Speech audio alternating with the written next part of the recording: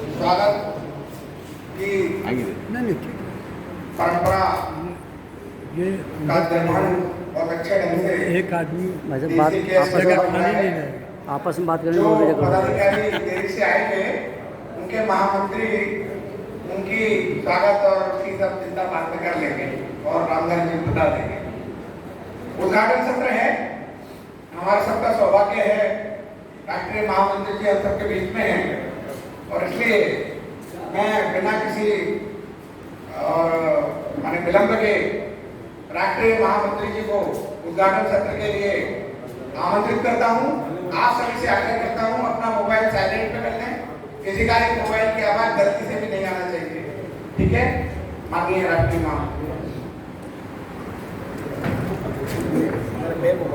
भारत माता की जय, भारत माता की जय।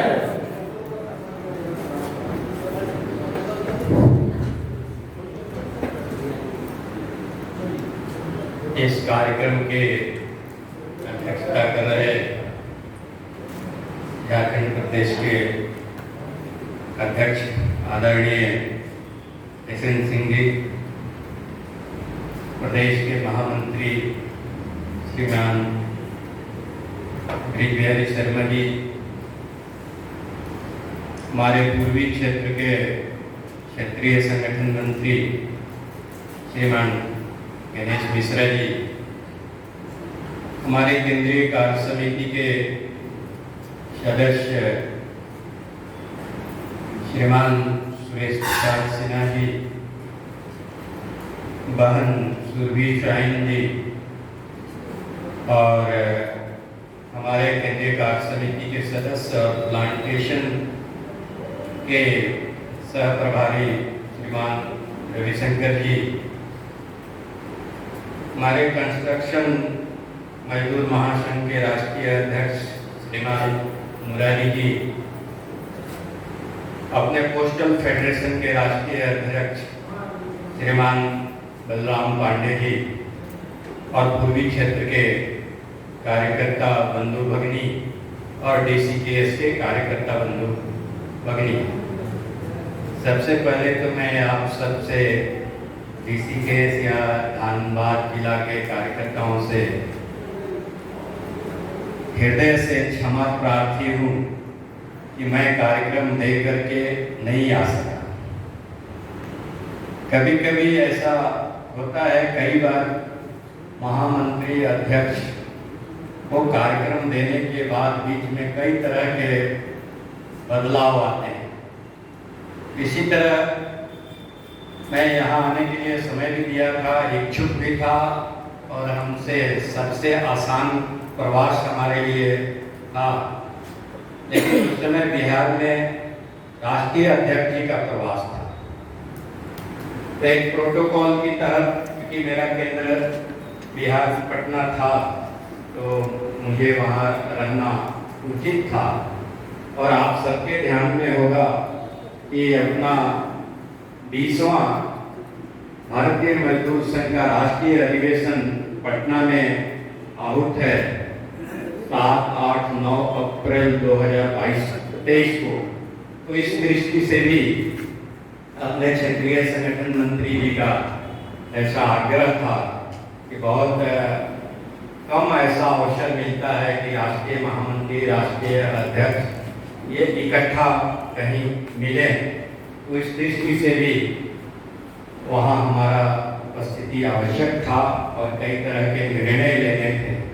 उन निर्णयों में मेरी अपेक्षा थी, इसलिए मैं नहीं आया। लेकिन फिर भी मैं आप सबके क्षमा प्रार्थी हूँ। और आज मैं झारखंड प्रदेश के संगठन मंत्री जी और क्षेत्रीय संगठन मंत्री जी से अनुमति मांगा है, यदि धनबाद जिला के कार्यकर्ता के लिए समय निकल सकता है मेरा, तो ऐसी व्यवस्था बनाए कि मैं एक बार प्रत्यक्ष जिला के सभी कार्यकर्ताओं से भी क्षमा मांग लूँ। आज यह कार्यक्रम झारखंड प्रदेश की अपनी समर्थ यूनियन DCKS ने आयोजित किया है, इसके लिए मैं उसे भी धन्यवाद देता हूँ। और मुझे इस सत्र का उद्घाटन, इस कार्यक्रम का उद्घाटन करने की जिम्मेवारी मिला है, लेकिन मुझे समझ में नहीं आता कि मैं इस क्षेत्र का ही कार्यकर्ता के नाते मैं यहाँ उपस्थित हुआ। कई विषयों पर हमारे क्षेत्र संगठन मंत्री जी के साथ मेरा मतभेद होता है। अब बिहार का कोई कार्य समिति होगा तो भी आप महामंत्री हो, इसलिए डैश पर बैठो। मेरा मानना है कि मैं साधारण कार्य समिति का सदस्य हूँ, तो कार्य समिति के सदस्य की तरह ही हमारा उपयोग होना चाहिए, हमारा दायित्व होना चाहिए। यहाँ के लिए भी मैंने निवेदन किया था कि इस कार्यक्रम के लिए केंद्र से किसी वरीय अधिकारी को आमंत्रित करना चाहिए, लेकिन क्षेत्रीय संगठन मंत्री जी का आदेश हुआ कि ऐसे मुझे अच्छा लगता मैं आपकी तरफ बैठकर इस पूरे क्षेत्र का कार्यवाही का अनुभव लेता, वो ज़्यादा हमारे लिए श्रेयस्कर था।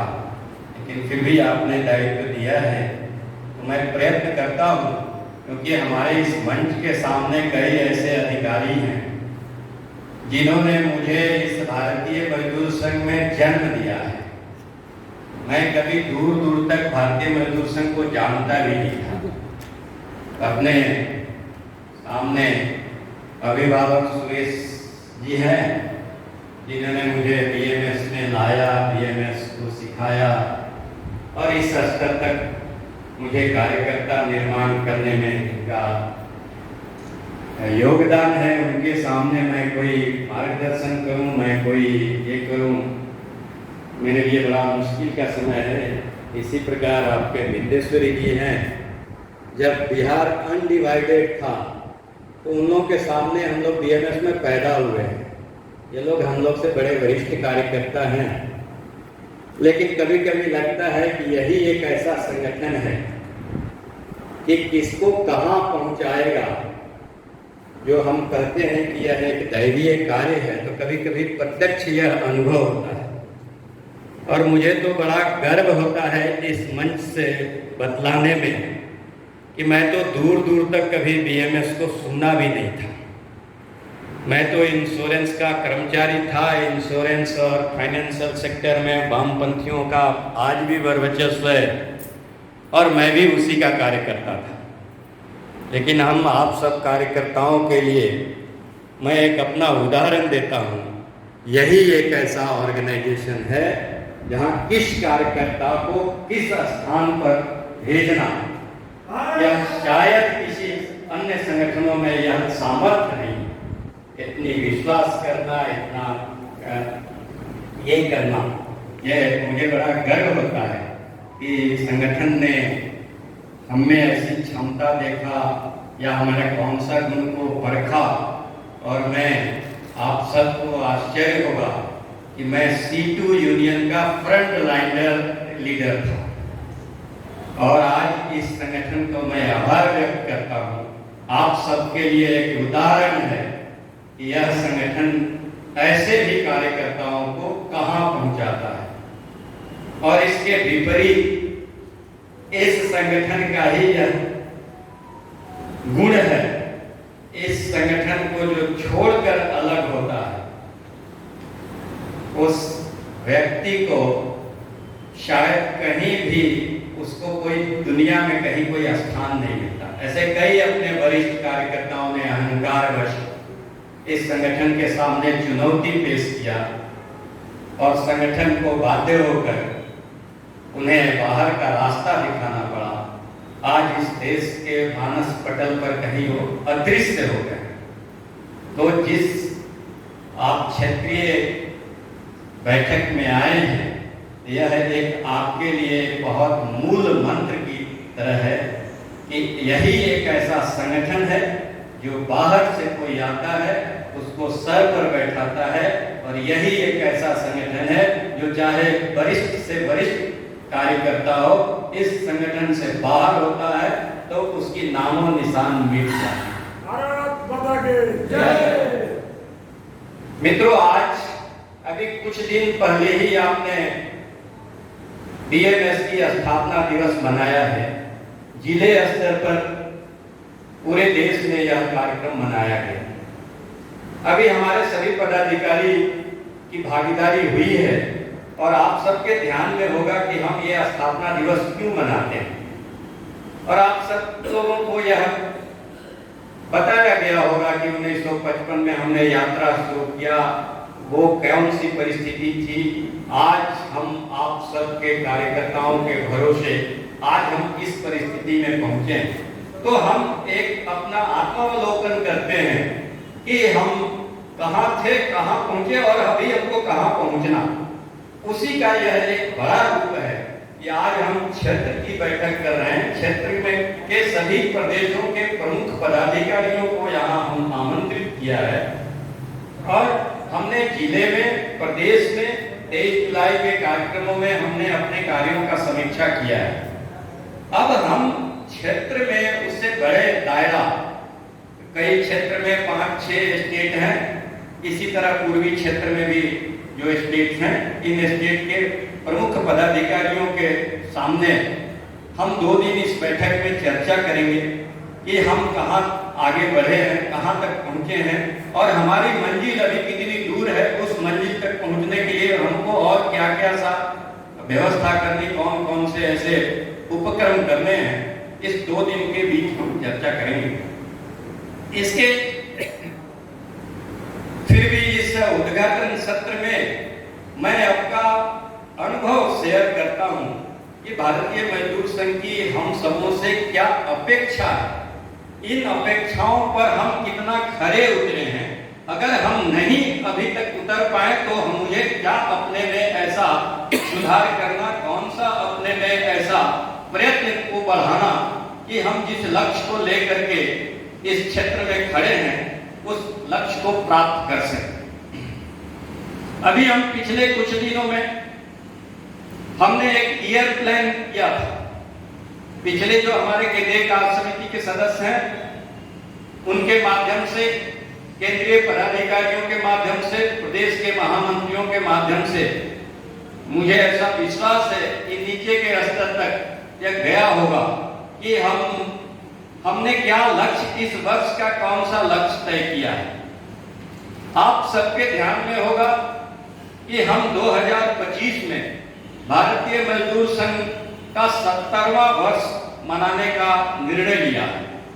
इस 70 वर्ष में मुझे कौन से किस दूरी को तय करना, ये सारी व्यवस्थाएं हमने तय किया है और आप सब तक ये पहुंचा होगा।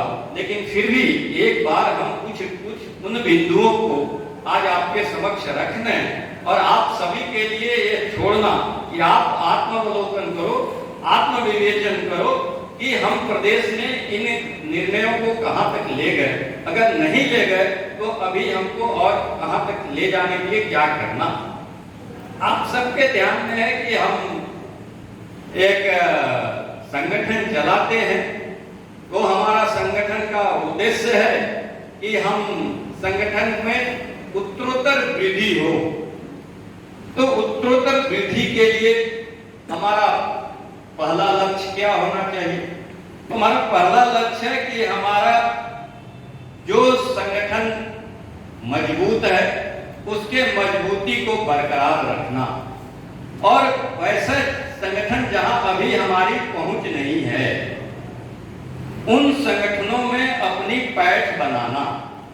तो आप सबके ध्यान में होगा कि भौगोलिक दृष्टि से आज हम लगभग सभी प्रदेशों में पहुंच चुके हैं। हमारा स्पर्श पूरे देश के सभी प्रदेशों में है।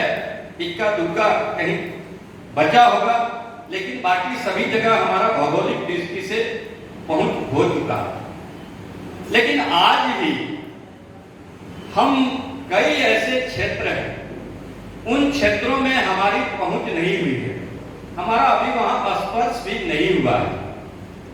तो हम यह नहीं मानते कि हमारा प्रयत्न नहीं हुआ है। हमारे कार्यकर्ता, हमारे पदाधिकारी उस दिशा में प्रयत्नशील हैं और यह ऐसा भी काम नहीं कि हम एक दिन में हम स्वप्न देख लें और वो स्वप्न पूरा हो जाए। यह एक लगातार प्रोसेस है, यह कंटिन्यूअस प्रोसेस है। इसको हमेशा हमको क्रियान्वित करना होगा।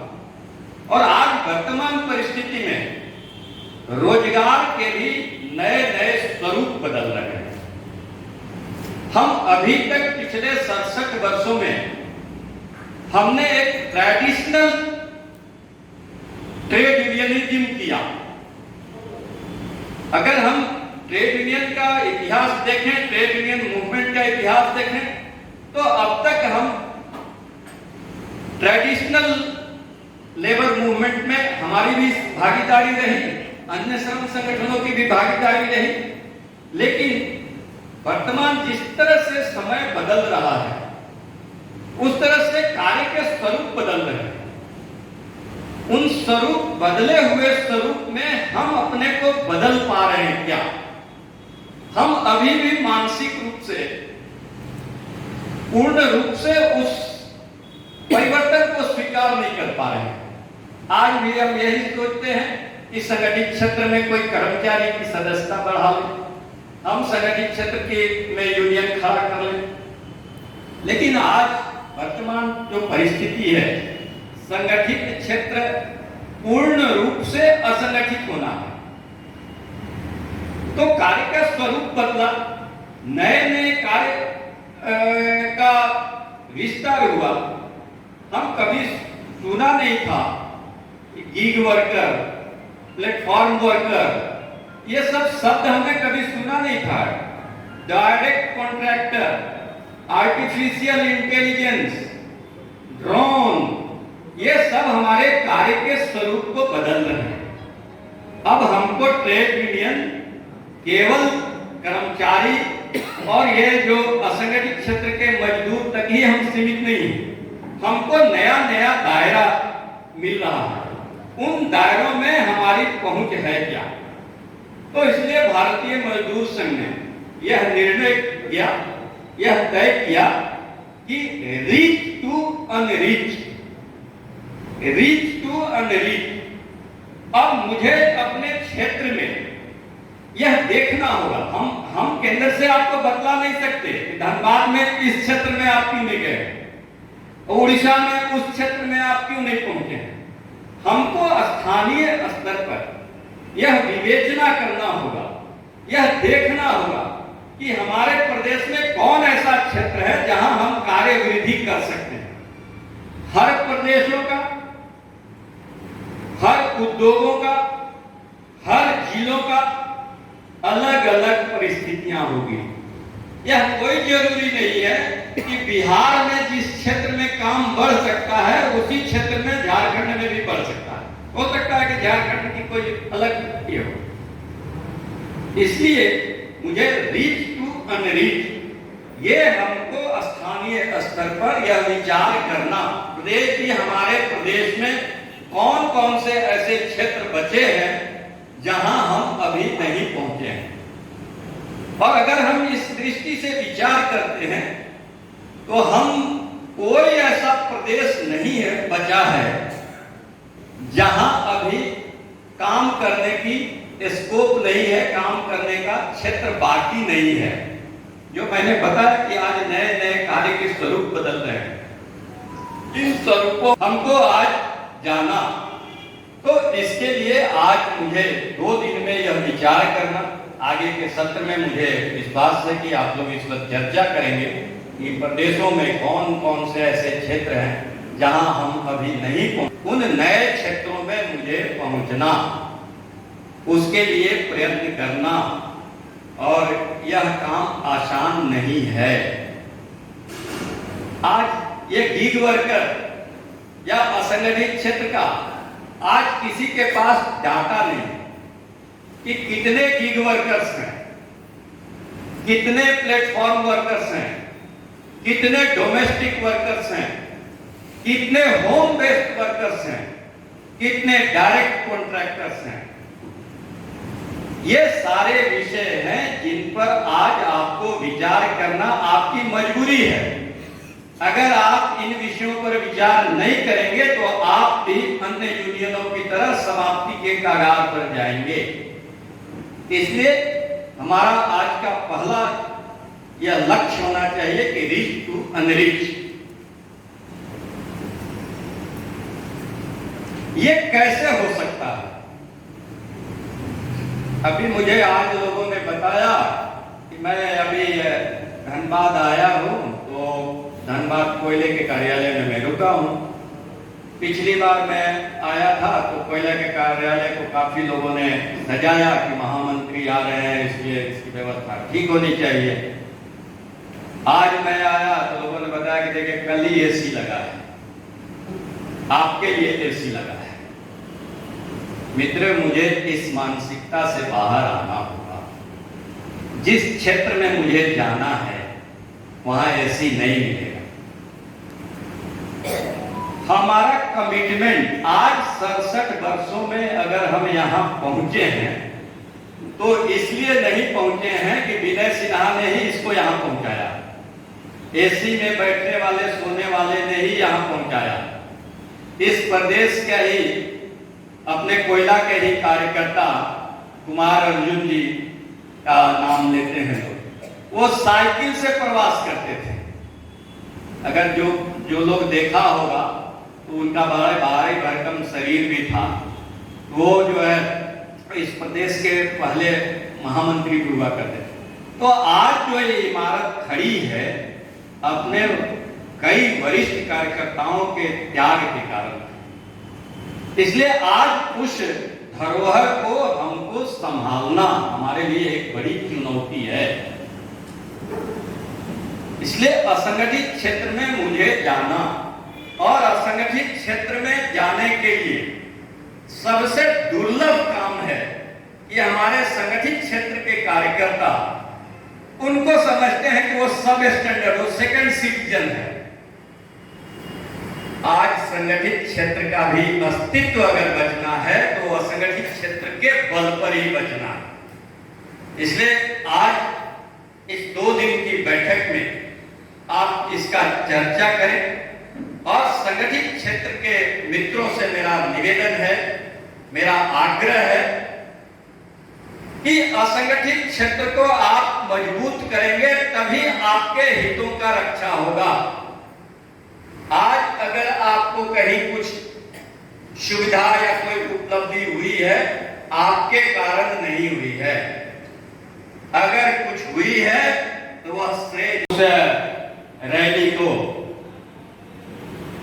न भूतो न भविष्य ऐसी संज्ञा दी गई थी और मीडिया के लोगों ने बहुत उस पर मजाकिया लहर में, ये रवीश कुमार एनडीटीवी के होते थे जब अपने तत्कालीन राष्ट्रीय महामंत्री जी का टीवी पर इंटरव्यू आया था तो उन्होंने बड़े मजाकिया लहजे में कहा कि मैं देखता हूं कि भारतीय मजदूर संघ इतने लोगों को दिल्ली में कैसे बुला सकता है। जब उनसे पूछा गया था कि आपकी रैली की क्या संख्या होगी तो बड़े डरते डरते तत्कालीन महामंत्री जी ने यह बताया था कि 1 लाख से ज्यादा हमारी संख्या होगी। इसमें बड़ा सरकास्टिकली बड़ा मजाक किया गया कि भारतीय मजदूर संघ कहां से इतना लोग दिल्ली में इकट्ठा कर पाएगा। और मित्रों, आप सबको जानकर गर्व होगा, यह मीडिया का रिपोर्ट था कि 3 लाख से अधिक की रैली हुई। और जब उस डेलीगेशन में मैं भी था, जब मंत्री समूह को से मिलने हम लोग गए तो अरुण जेटली जी तब वो ग्रुप ऑफ मिनिस्टर्स के चेयरमैन हुआ करते थे। दुर्भाग्यवश संयोगवश प्रधानमंत्री जी विदेश में थे, लेकिन प्रधानमंत्री जी के आमंत्रण पर जब हम लोग गए तो भाजपा के लोगों ने, अरुण जेटली जी ने कहा कि अब हम मान गए कि बीजेपी को भी कोई रैली करना होगा तो बीएमएस के पास जाना होगा। तो यह आपकी शक्ति थी और आज उसी शक्ति के कारण आज अगर सरकार आपकी तरफ नजर उठाकर देखती है, उस शक्ति प्रदर्शन का ही आज तक आप ढो रहे हैं। इसलिए हम असंगठित क्षेत्र में, और जो मैंने कहा कि मैं इंश्योरेंस का प्रभारी था, तो पूरे देश से LIC GI मिलाकर 398 लोग आए थे, जबकि 80% महिलाएं, आंगनबाड़ी, आशा और अन्य क्षेत्र के असंगठित क्षेत्र के मजदूर थे। तो 3.5 लाख अगर है तो 3.5 लाख में 50,000 आप रहे होंगे, 3 लाख वो थे। तो शक्ति उनकी थी 50,000 को लाभ मिला। इसलिए मुझे अपनी दायरा बढ़ाना और ये काम करने में सक्षम है, लेकिन इनके बीच पढ़ाई लिखाई की कमी है, इनको नियम कानून की जानकारी नहीं है, इनमें क्षमता होने के बावजूद इनके क्षमता का उपयोगिता नहीं। तो आपका काम इनको रास्ता दिखाना, रास्ता बताना और इनके शक्ति का उपयोग करना। पिछले दिनों हम भोपाल में मध्य प्रदेश में असंगठित क्षेत्र के और संगठित क्षेत्र के फेडरेशन के अध्यक्षों को बुलाया था और इन असंगठित क्षेत्र के कार्यकर्ताओं को बुलाया था और वहां भी मैंने ये विषय बताया था कि जन बल असंगठित के पास है और धन बल संगठित के पास है। जब ये दोनों मिलेगा, धन बल और जन बल, तभी आपकी वास्तविक शक्ति उभरेगी। आपके पास हो सकता है करोड़ों का आपके पास शक्ति होगा, वो कोई मिनिस्टर कोई रोड पर का आदमी नहीं जानता है, लेकिन इनके पास वो नहीं होगा। लेकिन जब ये रोड पर निकलते हैं तो सारी दुनिया देखती है कि झंडा बैनर लेकर के इतनी बीएमएस की शक्ति है। इसलिए मुझे संगठित क्षेत्र के लोगों को असंगठित क्षेत्र का सहयोग करके उनको आगे बढ़ाना, आपको अपने काम के लिए। इसलिए इसके लिए हमको ऑर्गेनाइजेशनल कमिटमेंट चाहिए। ये इस डैश से भाषण देने से नहीं होगा। वो हम केवल नारा अभी लगाते हैं, त्याग तपस्या और बलिदान। बीएमएस की क्या पहचान? त्याग तपस्या और बलिदान। ये हम सबको अभी सोचना, हम सबको सोचना कि ये नारा हम पर आज लागू हो रहा है क्या। मुझे भी कभी कभी लगता कि ये बीएमएस की क्या पहचान, त्याग तपस्या बलिदान इधर के लिए नहीं है, वो इधर के लिए है। तो ठेंगड़ी जी ने कभी यह नारा का घोषणा किया होगा तो ये सोच के नहीं किया होगा कि ठेंगड़ी जी पर ये नहीं लागू होगा। और आप सब पुराने कार्यकर्ताओं को पता है कि ठेंगड़ी जी जब किसी कार्यक्रम में जाते थे तो पहले पूछते थे कि गाड़ी किसकी है। और मुझे लगता है कि बिंदेश्वरी जी, सुरेश जी को पता होगा कि कार से उन्होंने कार पे चढ़ा नहीं, उन्होंने कहा कि नहीं मैं पैदल जाऊंगा या ये कार्यकर्ता का अगर कोई होगा तो जाऊंगा। और आज हम अपेक्षा रखते हैं कि हमारी हवाई जहाज का टिकट मैनेजमेंट कर दे। तो त्याग तपस्या बलिदान का अगर हमने नारा दिया है तो उसका अनुपालन भी करना चाहिए। अनुपालन तभी होगा जब हमको ऑर्गेनाइजेशनल कमिटमेंट होगा, ऑर्गेनाइजेशन के प्रति आस्था होगा, ऑर्गेनाइजेशन के प्रति हमको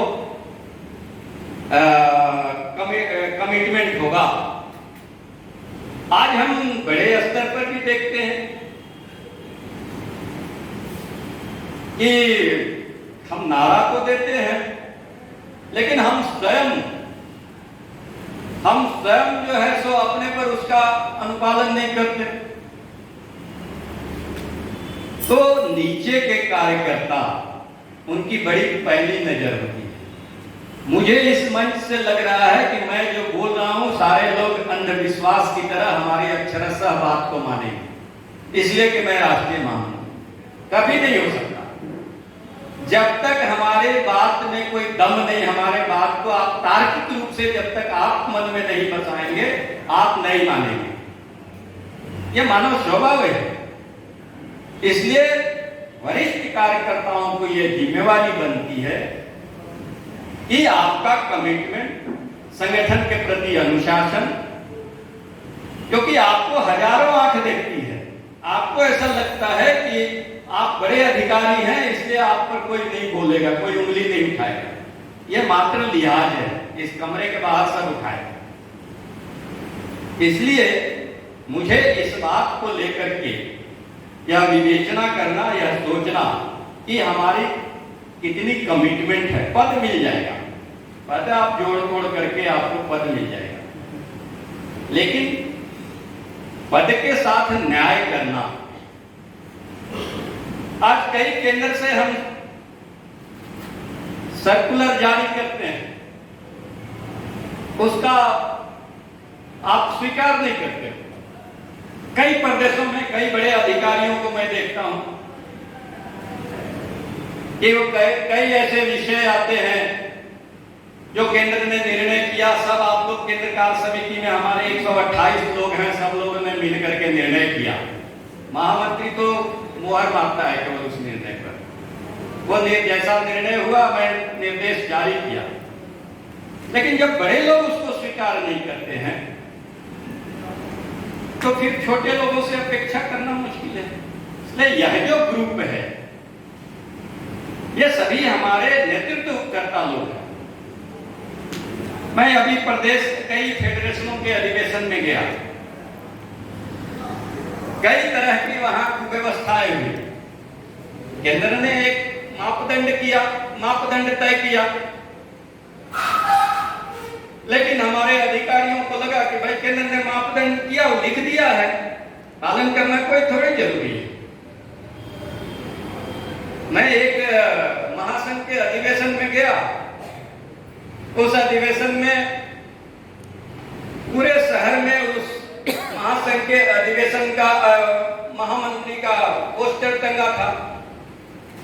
मुझे ये लगा कि ये ठीक नहीं है, आप लोगों ने जो सिखाया मुझे लगा कि ये ठीक नहीं है। मैंने कहा कि भाई ये तो ठीक नहीं है, ये नहीं होना चाहिए। अब फेडरेशनों में के महामंत्री हमारे केंद्रीय कार्य समिति के सदस्य होते हैं, उनको केंद्र का निर्णय सब पता होता है। हमारे प्रभारी उस फेडरेशन के हमारे केंद्र के पदाधिकारी होते हैं। लोगों ने हमसे प्रश्न पूछा, बीएमएस में कहां लिखा हुआ है कि पोस्टर नहीं लगना चाहिए?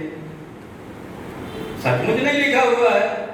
मुझे भी आश्चर्य हुआ कि भाई क्यों मैंने ऐसा निर्देश किया। मैंने कई कहा आयु सीमा करो, महिला को निर्णायक मंडल में रखो, कई ऐसे आप सबों ने तय किया। कोई महामंत्री अपने कुछ तय नहीं करता, केंद्रीय कार्य समिति में तय किया, इसकी पालना नहीं हुआ। मुझे भी चिंता हुई कि भाई ये ऐसा तो नहीं कि महामंत्री आतताई है, महामंत्री जो है तो कुछ ज्यादा ही करता है। मैं अपने वरिष्ठ पदाधिकारियों से कुछ ऐसी चर्चा किया कि इस बार अधिवेशन में ऐसा हुआ, क्या होना चाहिए, क्या है बीएमएस का ये। तो बीएमएस की सभी व्यवस्थाएं लिखित हैं, आप सुनते आ रहे हैं कि यह पारिवारिक संगठन है, सामूहिक निर्णय के पर ये चलता है, यह केवल जो है सो लिखित संविधान से नहीं चलता है। ये सारे हम सुनते हैं लेकिन हम अमल नहीं करते। तो हमारे वरिष्ठ कार्यकर्ताओं ने बताया, जब मुझे ही शंका हुआ, मैं ही तो कुछ नहीं गलत कर रहा हूं, कहा कि बीएमएस का संचालन अघोषित नैतिकता के आधार पर होता है। अघोषित नैतिक अनुशासन ही बीएमएस का अनुशासन है। इन विषयों को तभी हम लागू कर सकते हैं जब स्वयं हम उसको अवधारण करें। यह हमारे लिए एक बहुत बड़ी चुनौती है, कठिनाई है। हमारे बड़े अधिकारी को लगता है कि नहीं, मुझे तो स्वतंत्रता चाहिए, मुझे स्वतंत्र रूप से करना चाहिए। सबको स्वतंत्रता ही रहती है, स्वतंत्रता ही रहता, लेकिन कितनी स्वतंत्रता चाहिए? स्वतंत्रता किसी को भी चाहिए तो जो हमारा दायरा है, इस दायरे में ही स्वतंत्रता। आज ना राष्ट्रपति को इतनी स्वतंत्रता है, ना देश के प्रधानमंत्री को इतनी स्वतंत्रता है जो संविधान के बाहर जाकर कुछ कर दे। तो ये तो सब पर, एक सामान्य नागरिक पर भी लागू होता है। तो इसलिए हमारा कमिटमेंट, हमारा अनुशासन, अगर आप कोई निर्णय लेते हो, निर्णय लेने के पहले खूब तर्क वितर्क कर लो, लेकिन अगर निर्णय आप लेते हो तो उसकी पालना होना चाहिए, और तभी संगठन में विश्वास लोगों का बढ़ेगा। अगर हम निर्णयों का पालन नहीं करते, हम ऐसे निर्णय नहीं लेना, और निर्णय अगर लेते तो उसका पालन करेंगे, तभी संगठन में आम कार्यकर्ताओं को विश्वास बढ़ेगा। नहीं तो लगता है बीएमएस ऐसे ही चलता है। लोगों को, जैसे मैंने आपको एक उदाहरण दिया कि कहाँ लिखा हुआ है कि पोस्टर नहीं लगना चाहिए, तो तो लोग कहेगा ठीक है, वो जितना आज वो महामंत्री का लगा है तो कल सारे जगह सारे महामंत्री का लगेगा। तो नीचे के कार्यकर्ता समझेंगे कि नहीं, वो बीएमएस में ऐसा होता है इसलिए वो भी लगाएगा, जिला में लगाएगा। इसलिए हम वरिष्ठ कार्यकर्ताओं को इन पर विचार करना चाहिए। और सबसे बड़ी जो अभी हमारे सामने चुनौती है कि जैसे मैंने कहा कि आपने एक नारा बड़ा जोर शोर से बड़ा उसको प्रसिद्धि मिली कि बीएमएस की क्या पहचान, त्याग, तपस्या और बलिदान। कितने उस पर खरे हम उतरे हैं वो आत्म अवलोकन, आत्म विवेचन का विषय है। इसी तरह से हम चिल्ला चिल्ला कर कहते हैं कि हम भारतीय मजदूर संघ इस देश का गैर राजनीतिक श्रम संगठन है। यह भी आज हमारे सामने एक चुनौती का विषय है। हमारे कार्यकर्ता कहते तो हैं, हम गेट पर नारा लगाते हैं, लेकिन मुझे ऐसा लगता है कि 90% से अधिक अपने कार्यकर्ताओं में राजनीतिक महत्वाकांक्षा कहीं न कहीं है, जो जिस स्तर का। मुझे भी लगता है कि प्रधानमंत्री जी कहीं गवर्नर बना देते, कोई इस झंझट में कौन पड़ने को है। तो यह भी हमारे लिए एक बहुत बड़ी चुनौती है कि आपने स्थापना के समय तो यह लक्ष्य ले लिया, स्थापना के समय आपने तो यह निर्णय ले लिया, लेकिन आज आपका लिटमस टेस्ट होना है। आज मैं कई बड़े पदाधिकारियों को देखता हूं कि अगर मंत्री से बात नहीं हो तो रात नींद नहीं आती है। आज अगर केंद्र में हमारे पास समस्या आता है तो 99% समस्या केवल आता है कि मंत्री से मिला दीजिए। और मुझे भी कभी कभी मजबूरी में करना पड़ता है। मैं पूछता हूं कि मंत्री से मिलने से क्या लाभ हुआ, हो गया काम क्या? नहीं भाई साहब, काम नहीं हुआ, लेकिन फोटो उनके साथ आया तो नीचे के कार्यकर्ता को हमको समझाने में सुविधा होती है कि हम इतने शक्तिशाली नेता हैं कि हम मंत्री को पकड़ सकते हैं, मंत्री के पास हमारी पहुंच है, तो हम नीचे के लोगों का अच्छा से शोषण कर सकते हैं। क्या गैर राजनीतिक श्रम संगठन इस अपेक्षा के साथ उन्होंने किया था क्या? ये बात सही है, हमारे मित्र लोग हैं सरकार में, हमारे मित्र लोग राजनीति में हैं, लेकिन हमारी मित्रता हो सकती है। मित्र तो हमारे सबके साथ हमारी मित्रता है। तो ऐसा थोड़ी है कि हम जो है सो उनकी कोई विषय हम अपने यहाँ लागू कर दें या हमारा ही कोई विषय वो लागू कर दें। तो गैर राजनीतिक स्वरूप को बचाना मुझे नहीं ध्यान में आता। मुझे कई अपने स्तर पर भी चर्चा में बात आती है कि मुझे 8 वर्षों में ऐसा कोई काम नहीं सरकार की नजर आई है कि जिसने बीएमएस के लिए कुछ किया। अटल जी के सरकार में हमको जमीन मिला था जो आज खंडीभवन बना है, और हम पिछले 8 वर्षों से यह प्रयत्न कर रहे हैं कि बीएमएस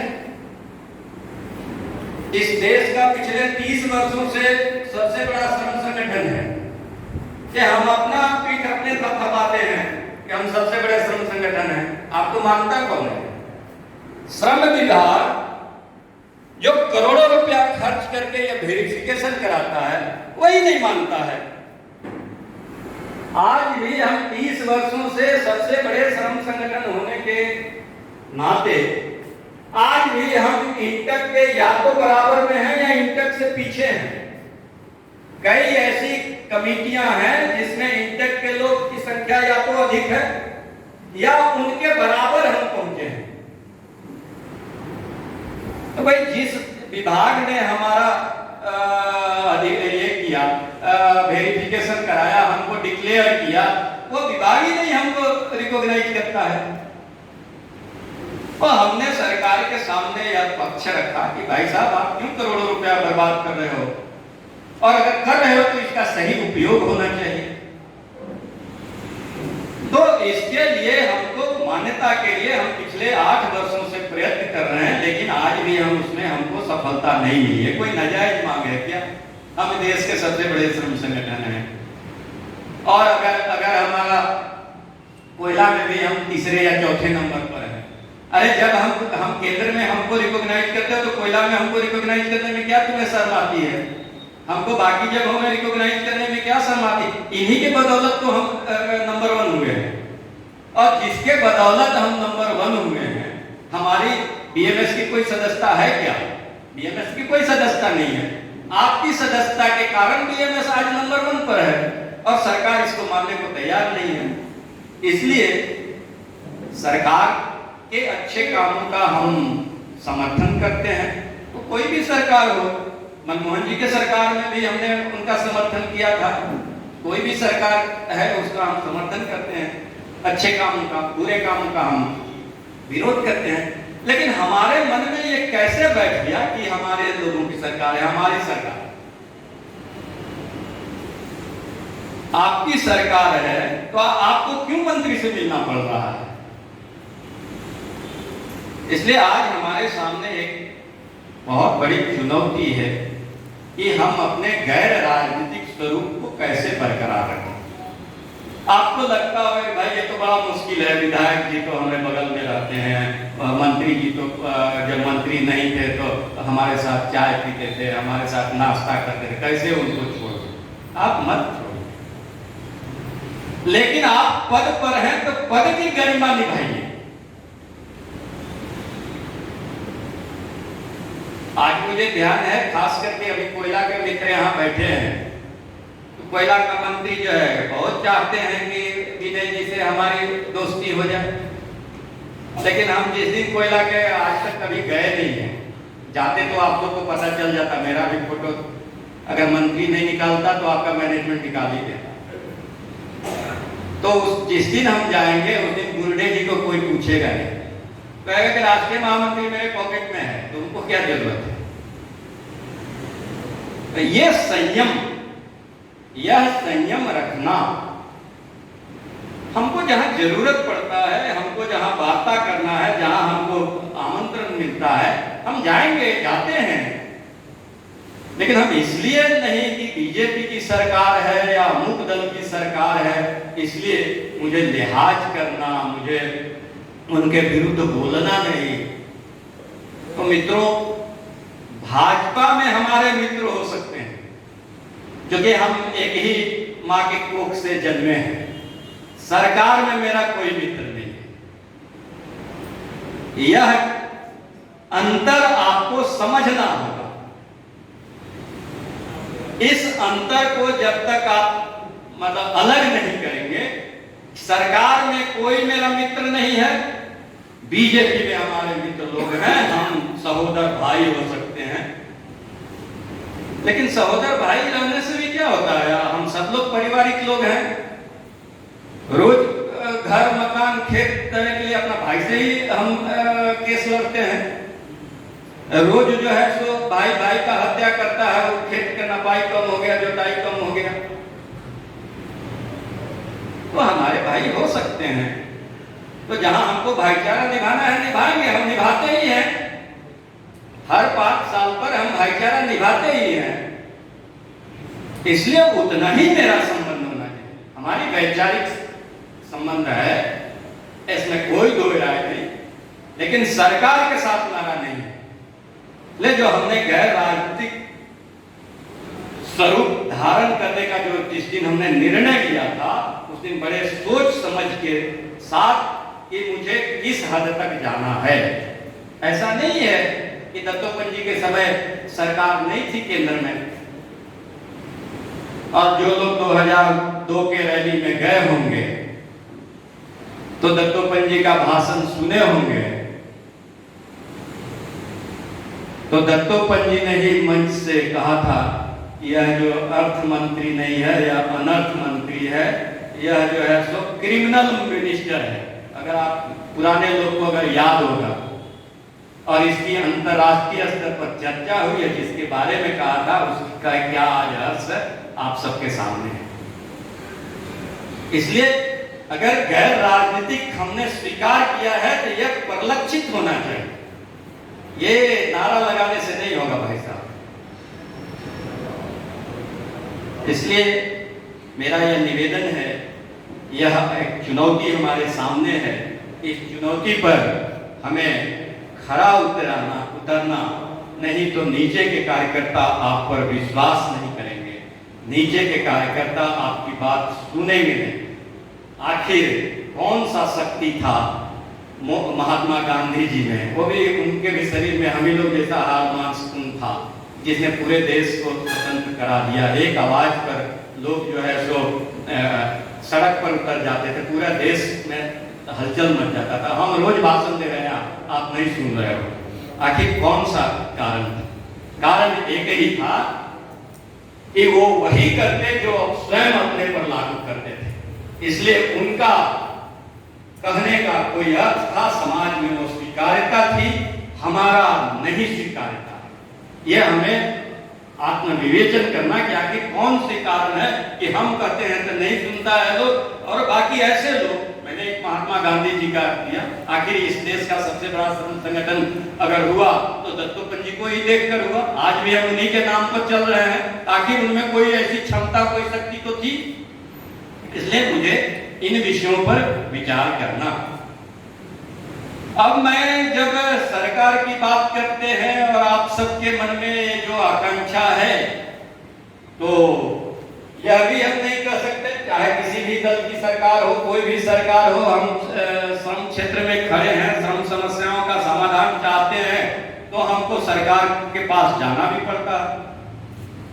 तो हम श्रम के क्षेत्र की जो भी समस्याएं हैं, उन समस्याओं को अपने दायरे में रहते हम श्रम संगठन के रूप में हम समस्या उठाते भी हैं, और कई बार सरकार मुझे बुलाती भी है। और कोई भी सरकार हो, सरकार शक्ति को पहचानती है। कोई सिद्धांत नहीं है कि बीजेपी की सरकार है इसलिए बीएमएस को बुलाना ही चाहिए, बीएमएस को बुलाएगी, यह भ्रम नहीं मानना। दुनिया में कोई भी सरकारें हैं, सारी सरकारें ताकत को पहचानती हैं।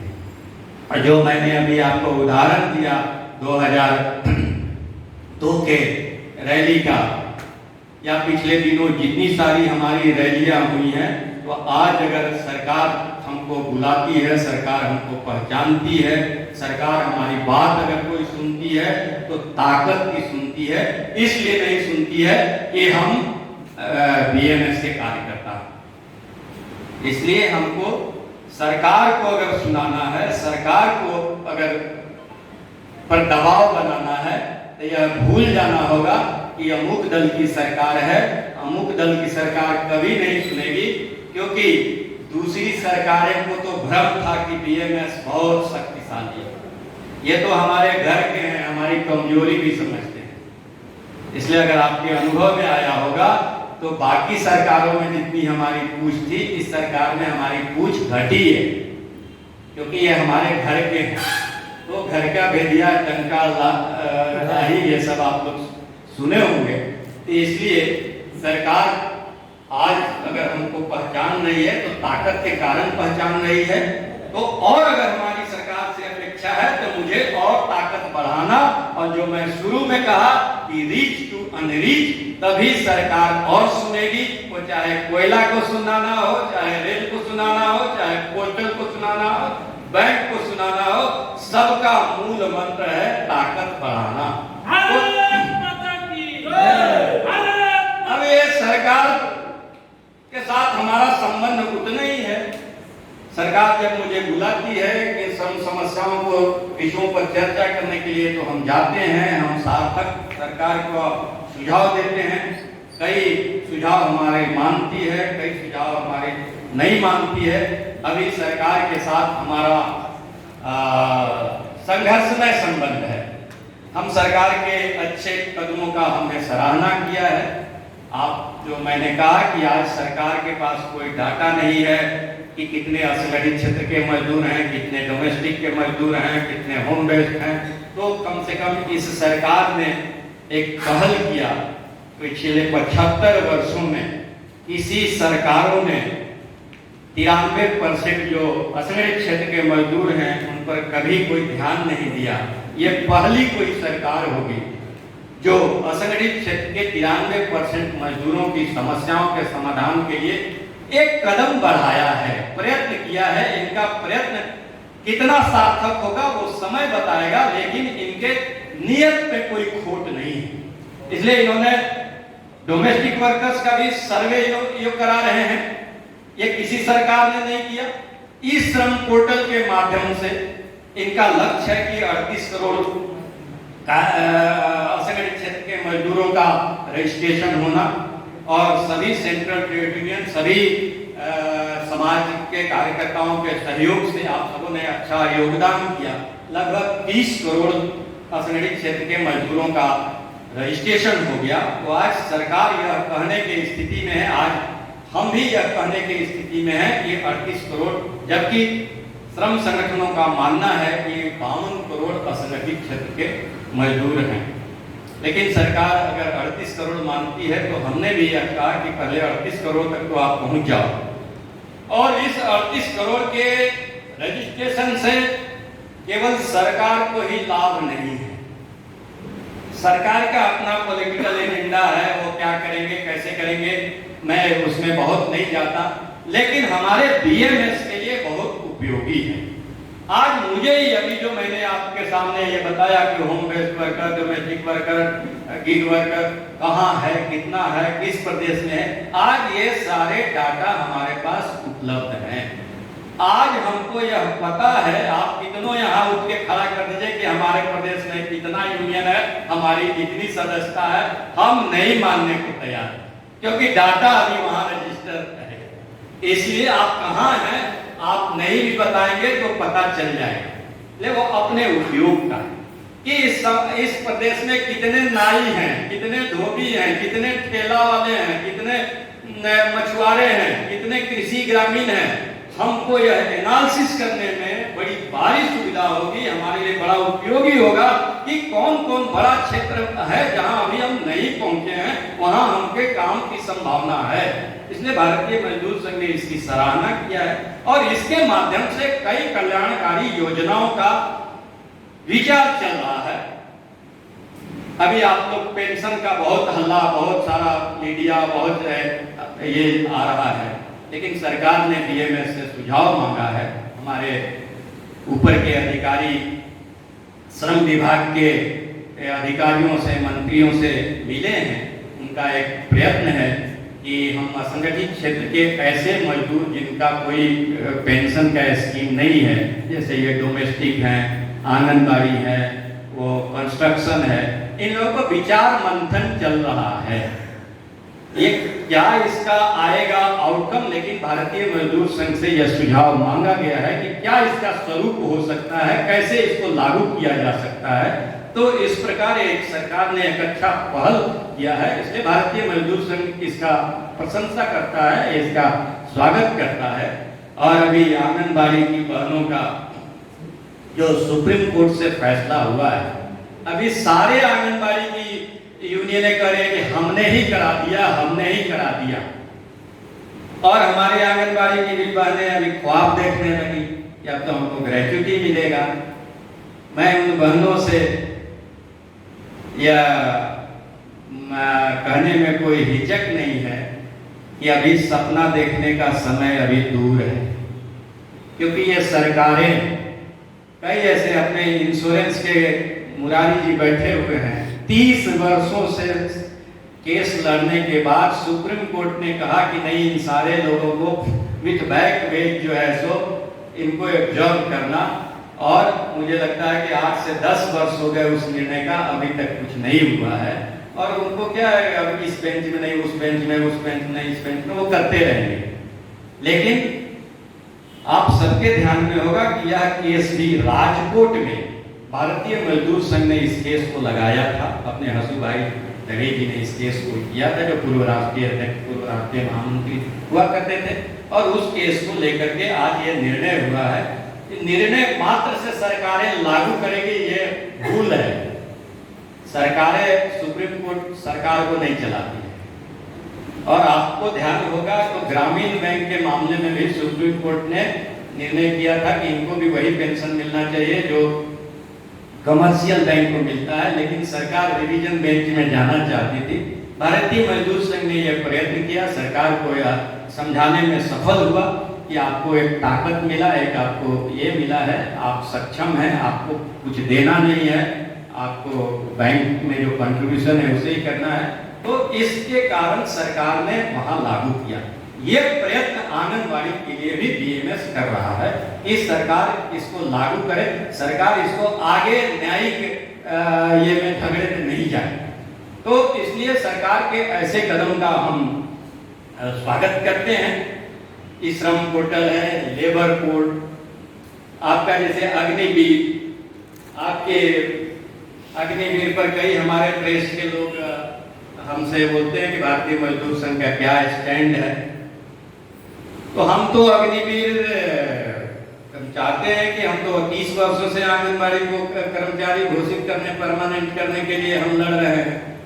तो हम तो चाहते हैं कि सबको आकाश का तारा मिल जाए, लेकिन हमारे चाहने से होता है क्या?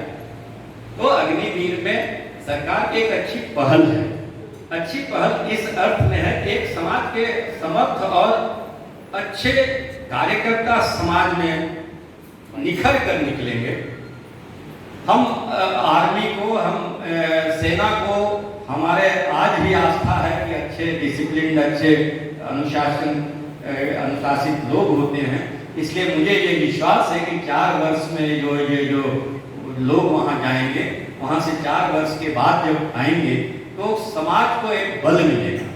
दूसरी व्यवस्था है कि जहां कुछ भी नहीं है, आज तो दिहाड़ी मजदूर यहाँ चौक चौराहे पर खड़े रहते हैं, दिन भर इंतजार करके चले जाते हैं, उनको मिलता नहीं है काम। तो कम से कम 4 वर्ष तो उनको काम मिला। 4 वर्ष के बाद आर्थिक रूप से वो इतने सक्षम होंगे कि वो अपनी कोई रोजगार कर सकते हैं। और आप सब लोग के ध्यान में होगा कि जो लोग आर्मी से रिटायर करता है उनको कई ऑर्गेनाइजेशन में रिजर्वेशन के तहत उनको सिक्योरिटी अफसर क्या क्या में नौकरी मिल जाती है। तो वो भी एक उनका एडेड वैल्यू, एक उनके साथ एक योग्यता जुड़ जा रही है। इसलिए हम भारी मन से, लेकिन सरकार के इस पहल को भी हम स्वागत करते हैं कि सरकार ने एक अच्छा कदम उठाया है, कम से कम समाज परिवर्तन के। वो कितना हमारा ये परिवर्तन होगा, हम इसके लिए कतई तैयार नहीं है कि उनको 4 वर्ष की ही नौकरी हो, लेकिन जहाँ कुछ नहीं है वहां अगर सरकार कुछ देती है, 17 साल से 21 साल या 22 साल की उम्र में उनको 21 लाख 22 लाख का अगर मिलता है तो आर्थिक रूप से वो समर्थ होंगे समाज में खड़े होने के लिए। तो एक सरकार के इस पहल का भी हम स्वागत करते हैं। बाकी अभी आप सबको लेबर कोड का, हमको लगता है कि आपके प्रदेश स्तर पर, कई स्तर पर इसकी चर्चाएं हुई हैं। अभी लेबर कोड सरकार लाना चाहती है। सरकार अभी बीएमएस को आमंत्रित किया है, इस पर आपका क्या है? कई बैठकें हुई है, हमारा शुरू से स्टैंड है कि 2 लेबर कोड को हमने स्वीकार किया है, उसका समर्थन किया है। लेकिन जो 2 कोड है, अगर 2 कोड बिना अमेंडमेंट का अगर लागू होता है तो यह श्रम क्षेत्र के लिए एक ब्लैक डे होगा। इसलिए भारतीय मजदूर संघ का यह स्पष्ट मान्यता है कि आईआर कोड और ओएसएच कोड में सरकार जो श्रम विरोधी प्रावधान है उसको अमेंडमेंट करे। बाकी 2 कोड में जो प्रावधान है वह आज श्रम के इतिहास में यह एक स्वर्णिम अक्षरों में यह लिखा जाएगा। लेकिन जो 2 कोड है, अगर ये 2 कोड ऐसे ही लागू हुआ तो शायद इतिहास में इस सरकार को श्रमिक नहीं भूलेंगे। इसलिए बड़ा बीएमएस का स्पष्ट है, इसमें भी अच्छे प्रावधान है, लेकिन इन प्रावधानों में और सुधार की गुंजाइश है। और भारतीय मजदूर संघ यह चाहता है कि चारों लेबर कोड को लागू करो, जितना जल्दी हो जल्दी से जल्दी लागू करो, लेकिन 2 कोड को यथावत लागू करो। 2 कोड में परिवर्तन, अमेंडमेंट आना चाहिए। सरकार अंतिम रूप से बीएमएस को आमंत्रित किया है। हमारे अधिकारी लोग जिस स्तर पर बात करना है बात कर रहे हैं। हम देखते हैं कि हमें कितनी सफलता मिलती है, लेकिन इस सरकार के जो पहली बार किसी सरकार ने कम से कम एक व्यवस्था बनाया, नहीं तो पिछले 75 वर्षों में किसी सरकार ने श्रम प्रावधानों को पारदर्शी और निष्पक्ष बनाने में कोई प्रयत्न नहीं किया, और सभी सरकारों ने मात्र 7% संगठित क्षेत्र के लोगों के लिए जो भी नियम कानून जो कुछ भी बनाया उतने ही लोगों के लिए बनाया। लेकिन इस सरकार ने एक सार्थक कदम उठाया। बाकी श्रम संगठनों का मतभेद है, बाकी श्रम संगठन इस चारों कोड को वापस करना चाहते हैं, भारतीय मजदूर संघ इससे बिल्कुल सहमत नहीं है। उनका राजनीतिक कारण हो सकता है। अब कृषि कानून वापस आया तो उनको और थोड़ा उत्साह बढ़ गया, लेकिन ये शायद उनके लिए दीवा स्वप्न होगा। सरकार लेबर कोड को लागू करने के लिए प्रयत्नशील है, और शुभ संकेत ये है कि उद्योगपतियों का भी संगठन इस लेबर कोड को लागू करने के लिए इच्छुक है। कुछ जो विषय है स्टैंडिंग ऑर्डर में 100 से जो 300 किया गया है, हम लोग उद्योगपतियों के भी संगठन के संपर्क में हैं, उनको समझाने के प्रयास कर रहे हैं कि अगर आप नहीं करेंगे तो औद्योगिक अशांति रहेगी, औद्योगिक अशांति रहेगी तो आप इंडस्ट्री चला नहीं पाएंगे। तो लगभग वो भी इसको लेकर के सहमत हुए हैं। बाकी मैंने जो नए कार्य का स्वरूप बदला है, इन स्वरूपों में हमको भी अपने आंदोलन का, अपने ये का स्वरूप बदलना होगा। अगर हम आज यह समझते हैं कि नहीं वही हम गेट डिमोस्ट्रेशन धरना दे करके कर लेंगे, तो आज यह शायद सफलता नहीं प्राप्त करेगी। आज आप महीनों धरने पर बैठे रहें, एक ड्रोन है, एक आर्टिफिशियल एजेंट्स है, वो सारा कुछ कर देगा, आपकी कोई जरूरत नहीं। इसलिए इस क्षेत्र में भी हमको रिनोवेटिव आइडिया, हमको नए नए अनुसंधान करने होंगे, नए रास्ते अपनाने होंगे। इसके लिए जो सबसे पहला कदम है कि हमको मजदूरों के बीच डिजिटल लिटरेसी होना चाहिए। अभी आप जो कोई भी काम हो रहा है, सब कुछ आधार से लिंक, सब कुछ ऑनलाइन होना है, और इसलिए हमको डिजिटल लिटरेसी पर अधिक से अधिक ध्यान देना। और भारतीय मजदूर संघ जो कोरोना काल में जो आप सबों के सामने एक टास्क दिया था, जिला स्तर पर हेल्प डेस्क कराने का, आज भी कई प्रदेशों में हमारा हेल्प डेस्क बहुत विधिवत काम कर रहा है, और आज हेल्प डेस्क के माध्यम से ही हम नए क्षेत्र में पहुंच सकते हैं, गांवों तक पहुंच सकते हैं, असंगठित क्षेत्रों के मजदूरों तक हम पहुंच सकते हैं। क्योंकि आज भी उन मजदूरों को इस श्रम पोर्टल में अगर सरकार ने कहा मुफ्त मोबाइल पर हो जाएगा, लेकिन अगर आप प्रयत्न किए होंगे तो कुछ भी नहीं होना। जब तक 100-200 रुपया वो कॉमन सेंटर को नहीं दिए, तब तक उनका ई श्रम पोर्टल में रजिस्ट्रेशन नहीं हुआ। यह मेरा कर्तव्य है, यह मेरा धर्म है कि हम डिजिटल लिटरेसी के लिए उनको कैसे फोन हैंडल करना, कैसे व्हाट्सएप चलाना, कैसे ईमेल देखना, यह हमारा दायित्व बनता है, तभी हम वहां तक पहुंच पाएंगे। इसके लिए ही आज गांवों में जो विधवा पेंशन, कितनी तरह के कल्याणकारी योजनाएं हैं जो दलाल लेते हैं, सही लोगों को मिल नहीं पाता है। यह हमारा कर्तव्य बनता है, और तब हमसे लोग जुड़ेंगे। और आज आपके हेल्प डेस्क की कॉन्सेप्ट को ILO ने, इंटरनेशनल लेबर ऑर्गेनाइजेशन ने स्वीकार किया है, और आज पूरे देश में workers information and support system एक स्कीम उन्होंने चलाया है, जो सभी ट्रेड यूनियन को डिफरेंट स्टेट्स पर चलाने के लिए वो आर्थिक सहयोग करते हैं। हमने भी दिल्ली स्टेट में ऐसा ये किया है। अभी हम लोग भारतीय मजदूर संघ का पहचान अभी तक हम राष्ट्रीय स्तर पर बना पाने में कायम रहे, लेकिन इस कोरोना ने हमें कई उपलब्धि भी दे दिया। कोरोना के समय में आपने बड़ी सेवा कार्य किया, स्वयं सेवा कार्य किया। ये ILO में आपकी भूरी भूरी प्रशंसा हुई पूरे देश, राष्ट्र, वर्ल्ड में, कि ट्रेड यूनियन का ये भी कोई डायमेंशन हो सकता है। अब तक ट्रेड यूनियन के बारे में मजदूरों का मांग उठाना, मांग प्राप्त करने के लिए आंदोलन करना, यही था। लेकिन भारतीय मजदूर संघ ने उस प्रयोग में इतनी उपलब्धि हासिल की कि आज भारतीय मजदूर संघ अंतर्राष्ट्रीय स्तर पर भी पहचान बनाने में कामयाब हुआ है। और अभी ILO में 27 मई से 11 जून तक ILO में 110वां कन्वेंशन हुआ। इस कन्वेंशन में इस बार भारतीय मजदूर संघ के 5 डेलीगेट गए थे। और आप सबके ध्यान में है कि अंतर्राष्ट्रीय स्तर पर भारत के श्रमिकों का प्रतिनिधित्व भारतीय मजदूर संघ करता है। तो डेलीगेट के रूप में हमारे भारतीय मजदूर संघ के राष्ट्रीय अध्यक्ष आदरणीय हिरण्मय पांड्या जी ने भारत के श्रमिकों का प्रतिनिधित्व किया वहां। और पहली बार ये 1920 में ILO का स्थापना हुआ था, तब से अब तक BMS का वहां कोई पहचान नहीं था, BMS का कोई वहां गिनती नहीं था, क्योंकि उस ऑर्गेनाइजेशन में ITUC international trade union confederation इसकी वहां चलती है, उसकी वहां दबदबा रहती है। लेकिन इस बार 2 विषय भारतीय मजदूर संघ ने वहां उठाया, जिसको ILO ने अंतर्राष्ट्रीय स्तर पर स्वीकार किया है।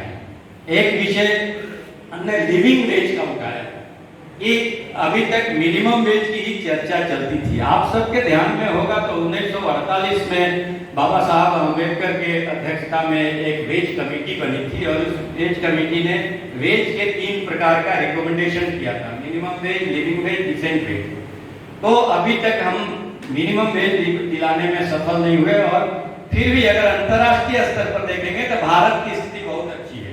कई ऐसे प्रदेश है वहां मिनिमम वेज जानता ही नहीं मिनिमम वेज क्या होता है। वहां लोगों ने आश्चर्य किया कि मिनिमम वेज इंडिया में लागू होता है, क्योंकि वो त्रिपक्षीय फोरम है, उद्योगपति के भी प्रतिनिधि गए थे, सरकार के भी प्रतिनिधि गए थे और ट्रेड यूनियन के भी प्रतिनिधि गए थे।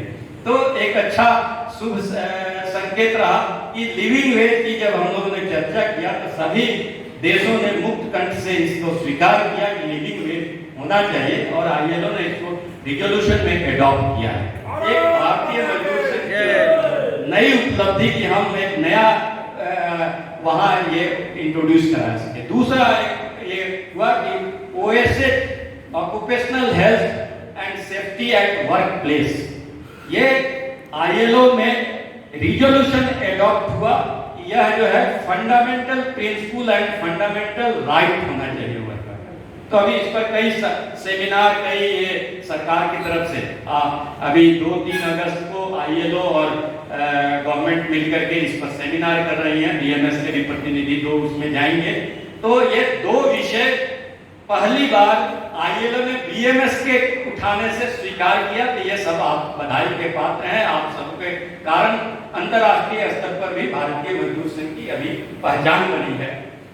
दूसरा जो मैंने आपको बताया कि ILO में अभी तक 198 कंट्री उसके मेंबर हैं। 198 कंट्री में 187 कंट्री में ITUC की यूनियनें हैं, ITUC एफिलिएटेड। जैसे बाकी यूनियनों का BMS सेंट्रल ट्रेड यूनियन है, उस तरह से अंतर्राष्ट्रीय स्तर पर वो सेंट्रल ट्रेड यूनियन। तो अभी तक भारतीय मजदूर संघ ने यह तय किया था कि हम अंतर्राष्ट्रीय किसी श्रम संगठन से एफिलिएशन संबद्धता नहीं देंगे। लेकिन आज बदलते हुए परिवेश में आज भारतीय मजदूर संघ सोचने के लिए यह मजबूर हुआ है कि हम राष्ट्रीय स्तर ही नहीं अंतर्राष्ट्रीय स्तर पर भी हमारी पहचान होनी चाहिए। और हम जिस मातृ संगठन से जुड़े हैं, आप सबके ध्यान होगा कि उस मातृ संगठन का भी विश्व विभाग अभी चल रहा है। तो कई देशों में अपने स्वयंसेवक वहां हैं, विभिन्न नामों से वहां संगठन चलता है। तो यह भारतीय मजदूर संघ भी यह प्रयत्न कर रहा है कि हम अंतर्राष्ट्रीय स्तर पर अपनी पहचान बनाएं। तो हमने अभी नेपाल में अपना काम शुरू किया है। नेपाल में भी मुझे अभी मान्यता मिलने वाली है। बहुत थोड़े दिन में 11 यूनियन वहाँ हमारी रजिस्टर्ड हो गई है। कुछ तकनीकी कारणों से नहीं मिली है, वहाँ भी हमको इसी झंडे, इसी नाम इसी ये से वहाँ हमको विस्तार मिलने वाला है। तो ILO में भी हमको एक बल मिलेगा, BMS के साथ साथ वो भी हमारे साथ आएगा। तीसरा, अभी हमने ITUC के लिए जो दबदबा है, तो अभी आपको G20 होना है। G20 मतलब कि 20 देशों का ट्रिपटाइट ये कन्वेंशन होना है, इस बार उस इंडिया को होस्ट करना है। हर साल बदलते रहता है। इस बार हमने ब्रिक्स कंट्री का इंडिया होस्ट किया था, तो ब्रिक्स कंट्री के ट्रेड यूनियन को बीएमएस ने होस्ट किया। ब्रिक्स कंट्री में 5 कंट्रीज हैं, उनकी ट्रेड यूनियन को बीएमएस ने किया। इसी तरह अभी ये G20 में इंडिया गवर्नमेंट इसको होस्ट कर रही है, तो इसके साथ साथ L20 और B20 होता है। B20 बिजनेस 20 होता है, उद्योगपतियों का संगठन 20 कंट्री का होगा, और L20 20 कंट्री के ट्रेड यूनियन का होगा। लेकिन ये सबसे बड़े ट्रेड यूनियन होने के नाते बीएमएस को करना चाहिए, सरकार भी चाहती है कि बीएमएस इसको होस्ट करे, लेकिन हमारी कमी है कि हमने आईटीयूसी का एफिलिएशन नहीं लिया है। और जो आपको मैं बताया कि आईटीयूसी का दबदबा रहता है, आईटीयूसी जिसको चाहेगा वो उसी को करने देगा। तो आईटीयूसी से भारत के 3 श्रम संगठन, केंद्रीय श्रम संगठन से संबंध है, एक इंटक है, एचएमएस है और सेवा। इंटक और एचएमएस नहीं चाहता कि बीएमएस को उससे संबद्धता मिल जाए, लेकिन वो भी हमारा प्रयत्न चल रहा है। सितंबर अक्टूबर में उनके प्रतिनिधि हमारे कार्यालय देखने और जो उनकी क्राइटेरिया है उसको पहचानने परखने के लिए आएंगे, तो शायद हमको मिल जाए। तो 23 का G20 भी भारतीय मजदूर संघ होस्ट करेगा। आप सबकी शुभकामना रही। वह भी एक बड़ा अवसर बीएमएस को मिलने वाला है। उन और उस पर एक हम अंतर्राष्ट्रीय स्तर पर भी हमारी पहचान बनेगी।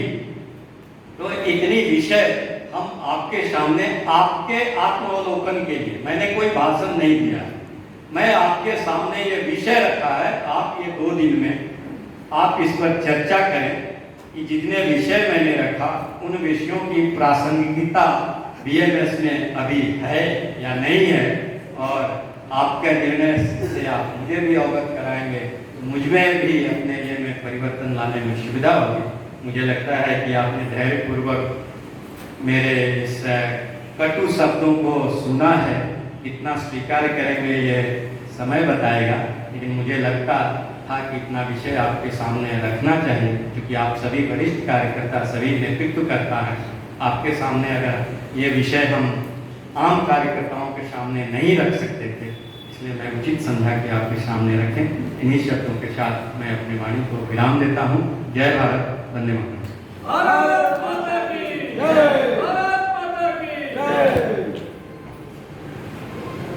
धन्यवाद महामंत्री जी। अभी ये सत्र के में अध्यक्षीय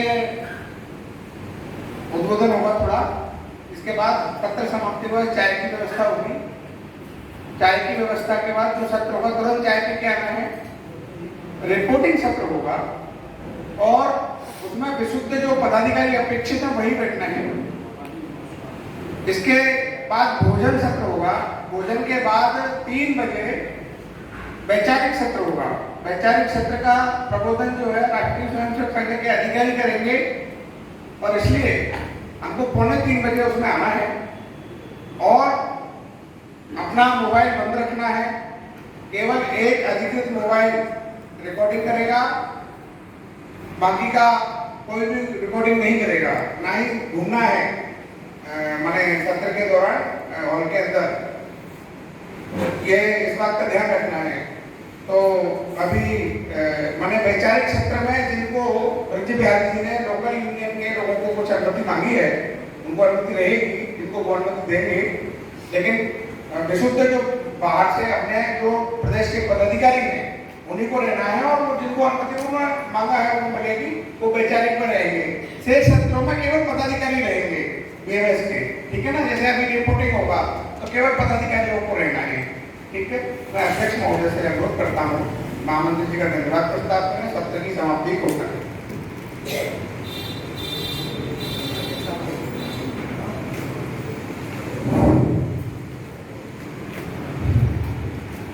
परम श्रद्धेय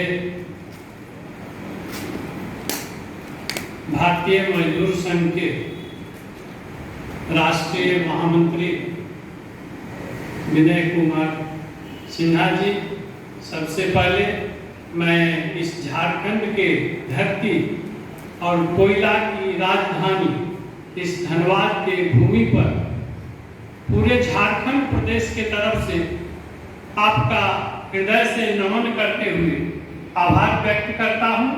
चूंकि आपने एक हम लोग जो भूलते जा रहे हैं उसके ओर काफी सारगर्भित ढंग से और आने वाले समय में हमारा जो क्या लक्ष्य होना चाहिए पूरी सारगर्भित ढंग से हम लोगों का मार्गदर्शन किया। पुनः एक बार आपका नमन करते हुए आभार व्यक्त करता हूँ और पूरे झारखंड प्रदेश के तरफ से अपने क्षेत्र संगठन मंत्री, पूर्व क्षेत्र संगठन मंत्री परम श्रद्धेय गणेश मिश्रा जी का भी आभार व्यक्त करता हूँ।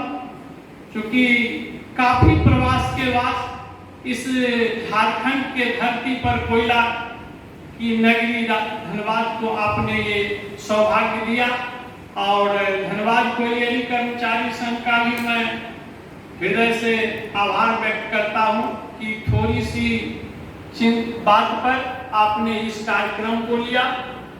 सभी प्रदेशों से आए हुए देवतुल्य पदाधिकारियों का भी मैं हृदय से नमन करते हुए इस धरती पर, झारखंड प्रदेश के धरती पर आपका हृदय से नमन करते हुए आभार व्यक्त करता हूं कि आप काफी समय निकाल करके, अपना बहुमूल्य समय निकाल करके इस पदाधिकारी बैठक में शामिल हुए हैं। सबसे सौभाग्य की बात है कि अपने अग्रपंक्ति में देवी स्वरूपा, मातृ स्वरूपा अपनी 4 पत्नी भी बैठी हुई हैं और हम सबों का उत्साह वर्धन करते हुए इस बैठक का शोभा बढ़ा रही हैं और इस माने पदाधिकारी बैठक का राष्ट्रीय स्तर से लेकर के इन्होंने ध्यान पूर्वक एकाग्र हो करके हम सभी ने श्रवण किया है। इसके लिए अगर इलेक्ट्रॉनिक्स प्रिंट मीडिया के भी बंधु होंगे उनको भी मैं हृदय से आभार व्यक्त करता हूं। इन्हीं शब्दों के साथ अब इस सत्र की यहीं पर समाप्ति की घोषणा करता हूं। भारत